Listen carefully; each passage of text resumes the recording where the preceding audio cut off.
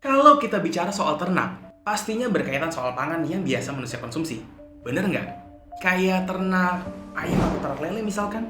Tapi, sekitar tahun 1930-an, manusia pernah menjadi semacam objek seperti hewan ternak gitu. Inilah salah satu program rahasia Nazi yang bernama Lebensborn. Lebensborn sendiri artinya sumber kehidupan, cuy.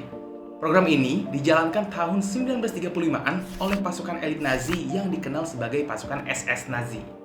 SS yang dimaksud di sini ya Staffel, bukan sambal setan.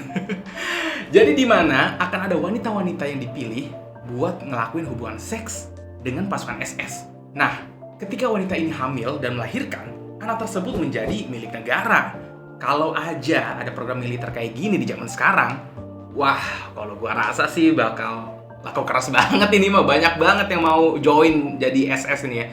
Tapi, jangankan kalau militer, masyarakat sipil mungkin banyak yang ngantri juga. Apalagi buat orang yang doyan, ya, you know lah. Tapi ya nggak mau tanggung jawab, pasti banyak banget gua rasa. Kenapa Nazi membuat program seks ini? Dan sebenarnya untuk apa negara mengambil anak-anak itu? Bersama gua Krisna Bayu, kita ulas di video kali ini.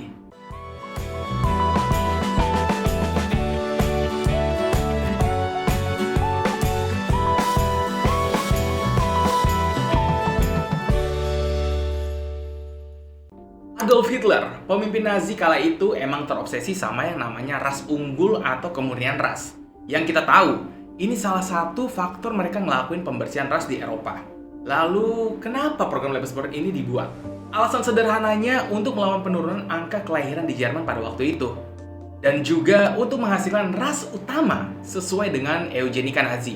Eugenika Nazi itu artinya nih, peningkatan kualitas keturunan sesuai prinsip genetika yang dianut oleh Nazi. Ciri-cirinya, si wanita ini haruslah punya fisik yang sehat tanpa ada cacat sedikit pun, berat ideal, rambut pirang, bola mata biru, dan juga putih dan tinggi. Perlu lo ketahui, Lebensborn adalah program rahasia Nazi. Jadi, bukan cuma ceweknya doang yang diseleksi. Pria-pria dan pasukan Staffel juga diseleksi buat ngikutin program ini. Jadi, lu jangan mikir ratusan ribu pasukan Nazi ngikutin program ini juga. Kalau semua prajurit ngikutin program ini tanpa seleksi, wah, namanya mah berjamaah kita ini.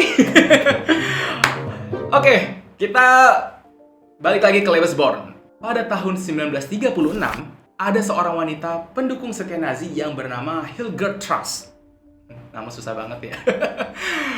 Saat Truss berusia 18 tahun dan udah menyelesaikan sekolahnya, saat itu juga dia bingung mau menentukan masa depan itu kemana. Pemimpin organisasi Bundeswehrmadel, disingkat BDM, waduh.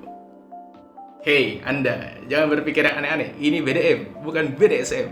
Jadi BDM adalah organisasi wanita Nazi yang setara dengan pemuda Hitler.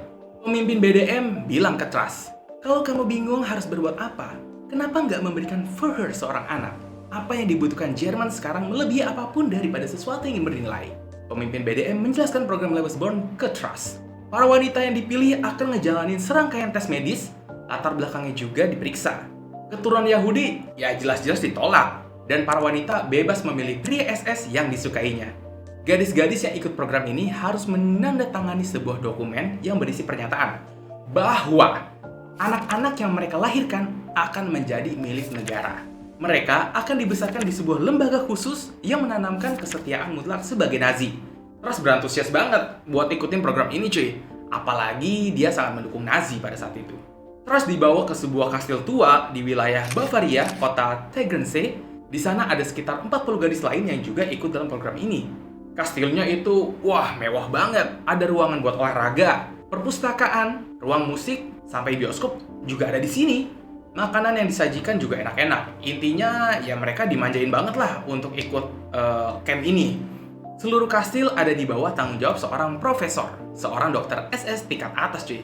Profesor inilah yang memeriksa para gadis-gadis ini secara berkala. Jadi, anak-anak yang dihasilkan secara genetik fisiknya cantik atau ganteng, pintar, sehat, dan juga kuat. Terus dengan cepat jadi pemimpin di komunitas ini.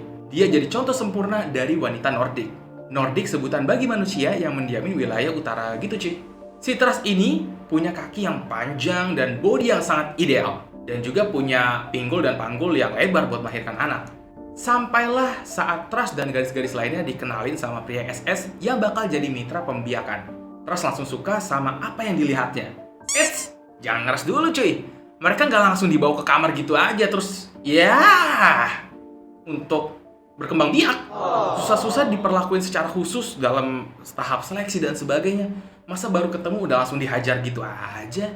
Ya, seenggaknya harus dibuat spesial juga gitu.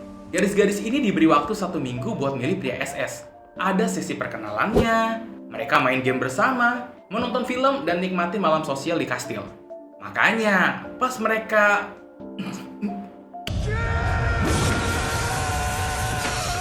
Ya, jadi gadis-gadis ini udah nggak merasa malu atau asing lagi gitu sama lawan mainnya. Petugas SS harus tidur dengan Trust selama 3 malam. Tapi di malam-malam lainnya, pria ini juga harus tidur dengan gadis-gadis lain di kastil.